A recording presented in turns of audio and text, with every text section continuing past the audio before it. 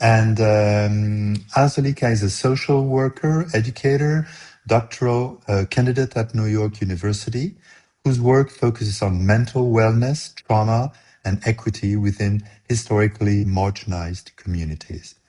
Drawing from both clinical experience and research, she brings a deeply interdisciplinary perspective to questions of historical trauma, systemic oppression, identity, and resilience.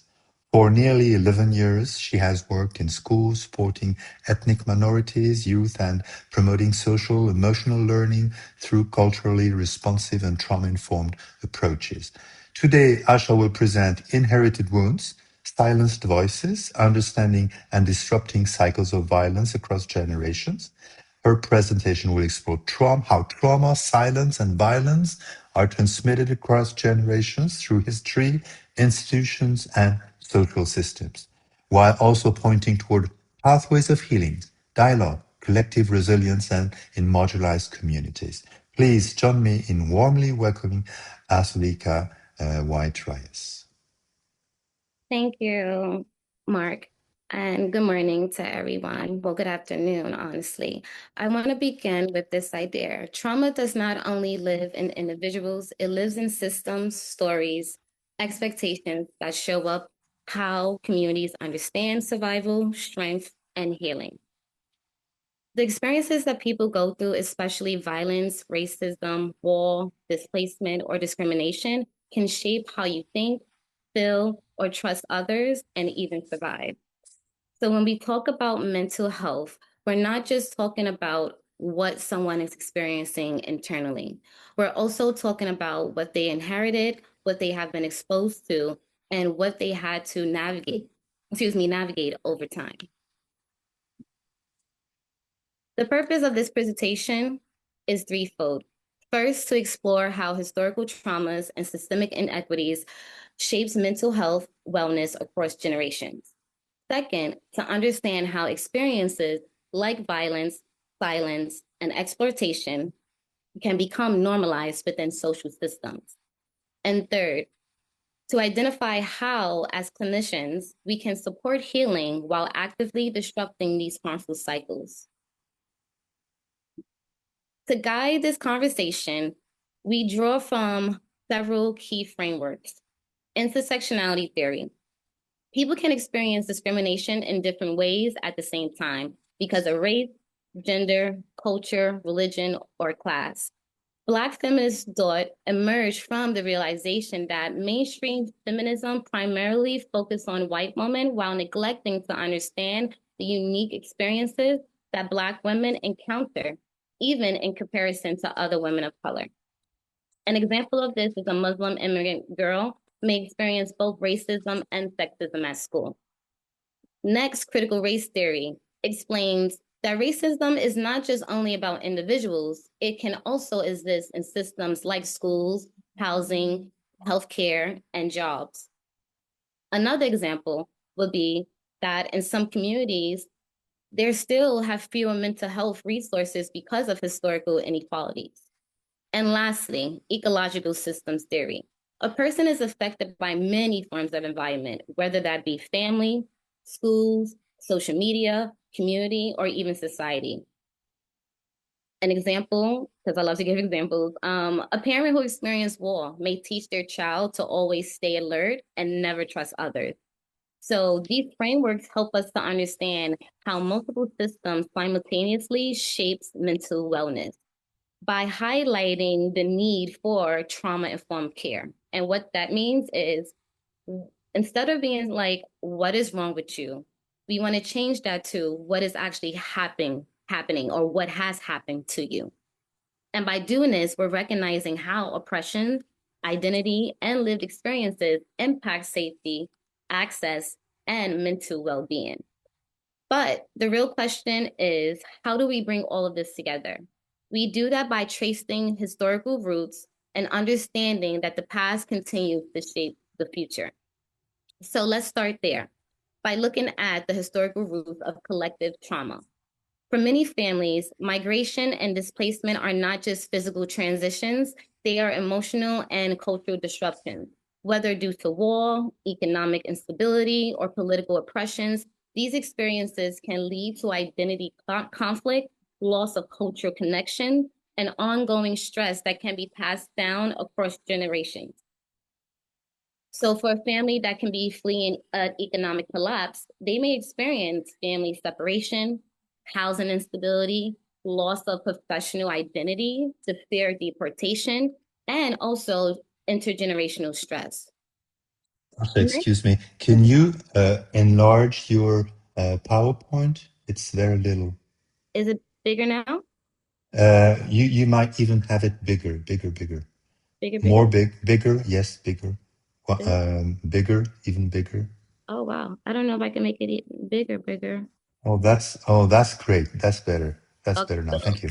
give me 1 second because I also had like my notes that I was making sure that I was reading over.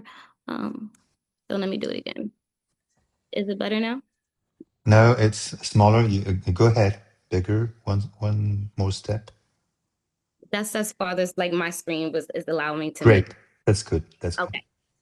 So next, we also have to acknowledge the impact of colonization and systemic oppression.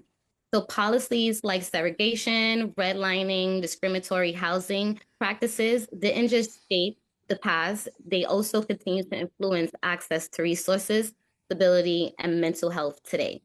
However, communities have developed powerful ways to survive through culture, spirituality, storytelling, and traditions. People have created protective systems to support resilience and connection. These are not just traditions, they are a form of resistance and healing. But that brings me to this one important question. Why is there a need for protective factors in the first place? What are communities protecting themselves from? To answer that question, we have to go a little bit deeper. And we were hearing this in earlier discussions about the transmission of trauma. So now we explore the historical roots. The next question becomes, how does trauma continue? Trauma doesn't just disappear, it gets passed down, as we have been told, through stories, behaviors, and expectations. It often begins with unresolved historical trauma, the weight of systemic oppression, violence, and exclusion that was never fully addressed doesn't just disappear and stay in the past. It shows up in the present. We also see that through family narratives, every family has a story in filter one. A parent who has experienced racism or violence may teach their children to stay quiet, work twice as hard, don't trust the system.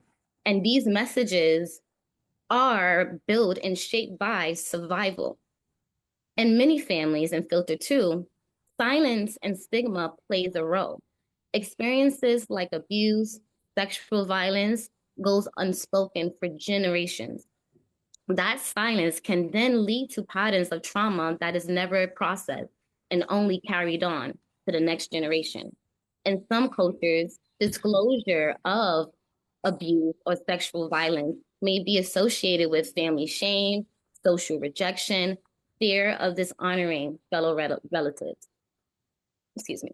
And lastly, in outcomes, we see that with all survival strategies, things like emotional suppression can be reframed as strength, especially within marginalized communities that are often at a disadvantage, whether that be because of race, gender, sexuality, religion, and the list goes on. Where also resilience is also necessary. So being able to understand what is happening when survival becomes the only option versus understanding how, when healing is never truly introduced, how do individuals be able to navigate through their own journey and processing their emotions, their feelings, and the trauma that they have experienced? For a lot of individuals, anxiety can be related to safety and loss, also from pressure to survive or succeed, and also when we talk about silence around an individual's pain. So it's very important to prioritize emotional safety, confidentiality, and empowerment, while also being able to listen actively in a non-judgmental manner. As a result of this, the cycle continues and people may carry trauma without even talking about it or even getting support. When we have to ask ourselves, are we addressing harm at an individual level or a systemic level? Because there really is a huge difference. First, we have to look at institutional silencing. So survivors of harms in schools, workplaces, or public spaces are often discouraged from speaking out loud due to the fear of retaliation, reputational harm, or not even being believed. We have human trafficking and exploitation. In my work as a school-based therapist, I've seen how students experience homelessness or economic instability, and they become very vulnerable. And especially through online recruitment and manipulation, often these marginalized communities are not seen as worthy enough, or there's a lack of urgency when it comes to protection. So an example of this is like in many urban communities across the United States, youth experiencing homelessness or family instability and financial hardships may increase the risk of trafficking or exploitation, especially through the social media online gaming platforms.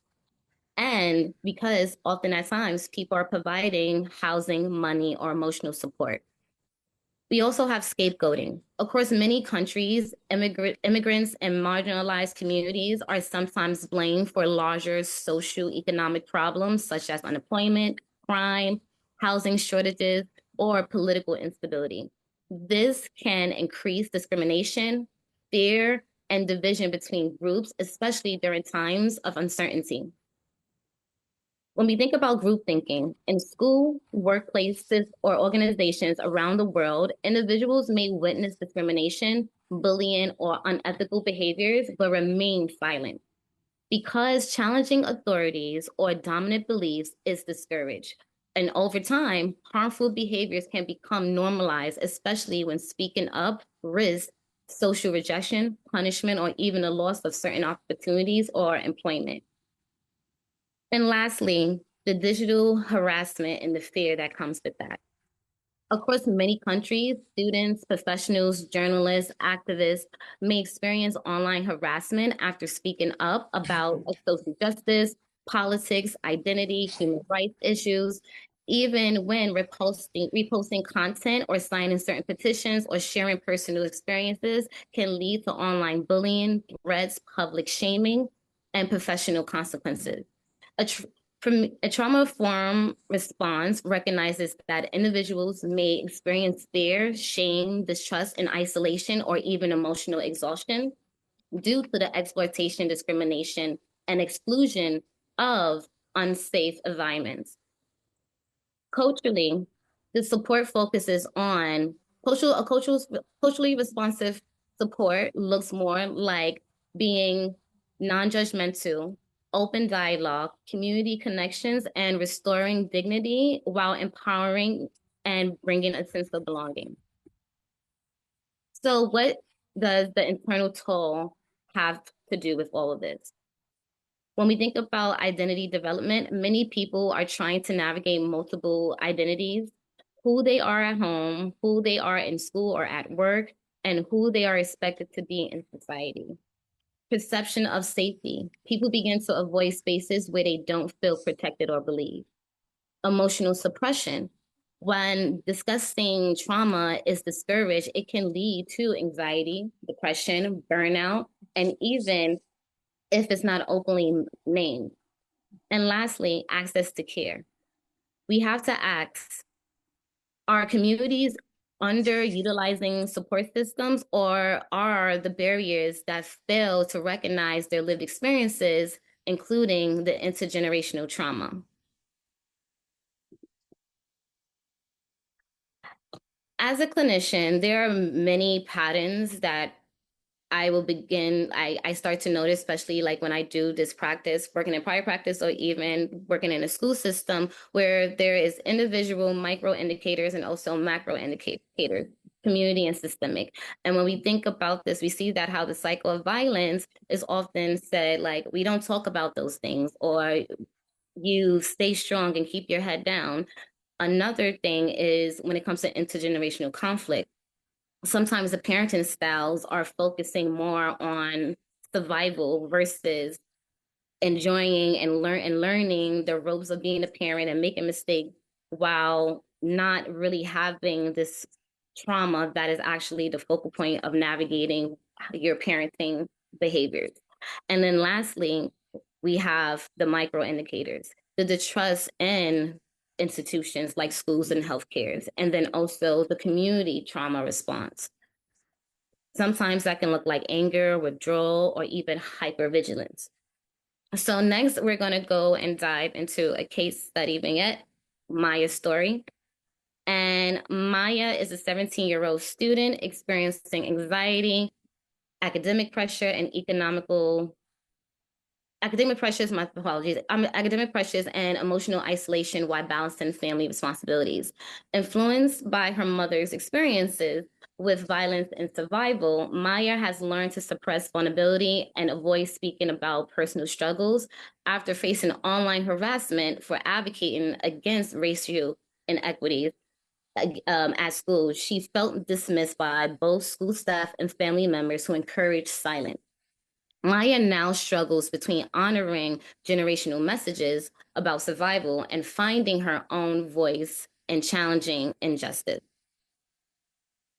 So, right here, this source explains the immigrant paradox that children of immigrant families may struggle with balancing their families, their cultural values, and also the pressure to fit in, especially within American society or any society that they may have migrated to. And over time, this stress can affect their identity, emotional well being, and mental health. My second case vignette is Matthew's story. So for Matthew, he's a 35-year-old Chinese American transgender man working in a corporate environment who is often praised for being resilient and dependable. Despite his strong performance, he experiences ongoing racialized and gendered harassment, including having his authority questioned and concerns dismissed. Raised to value emotional control and independence, Matthew suppresses his frustration and avoids showing vulnerability. Over the time, he experiences emotional exhaustion, anxiety, and isolation while struggling with fears of retaliation for speaking up about his discrimination, his workplace discrimination. What we see here with Matthew is called filial piety, and I hope I'm pronouncing it correctly, which is a cultural value common in many East Asian cultures, especially within traditional Chinese families. And it means that showing deep respect, obedience, or care for your family, your elders, and your parents is very important. And then another thing is mi yenzer, and I hope I'm pronouncing that correctly, refers to protecting a person's dignity, reputation, and social image in front of others. So for Matthew, he's experiencing chronic stress from his workplace discrimination and cultural pressure to remain emotionally in control and have a safe space. And these challenges that Matthew is navigating is within his identity as a transgender man. And while over time, these intersecting pressures can contribute to further anxiety, emotional exhaustion, isolation, and difficulties feeling safe enough to even seek out support openly about his experiences. So, how can we address this? Is by having targeted interventions and action. So, for Maya, being able to establish trauma informed schools, counseling spaces specifically designed to validate identity and discrimination. Also, another thing is to facilitate mediated family dialogue, distinguishing between generational survival and necessary emotional expression. And one thing that I find very important, especially working at an international school in New York City, is that we have a lot of affinity groups. So connecting Maya with affinity groups to validate her desire to challenge injustice, but more in a safe setting. And for Matthew, to dismantle this schema We can challenge organizational cultures that minimizes racialized experiences through targeted advocacy. Also support the identification of safe spaces outside of corporate hierarchy for validation. So like mentorship groups, specific counseling or group therapy. Also developing boundary settings and self-advocacy frameworks that actively preserve psychological safety over institutional comfort. So why is this important? Right here, we see the life course matrix illustrates that how youth survival strategies become calcified into adult professional expectations, thereby reinforcing a lifetime of inherited wounds and institutional complicity. So how do we begin to interpret these patterns proactively? We have to do it on an individual level and also on a systemic level. So on an individual level, trauma-informed spaces where people feel brave in order to feel safe, to believe, be felt believed, to be heard, to feel listened, and to feel empowered. Also, intergenerational dialogue that allows for stories to be shared and to be understood without judgment. And next, on a systemic level, education and advocacy that helps professionals recognize these systemic harms earlier than later, well, sooner than later.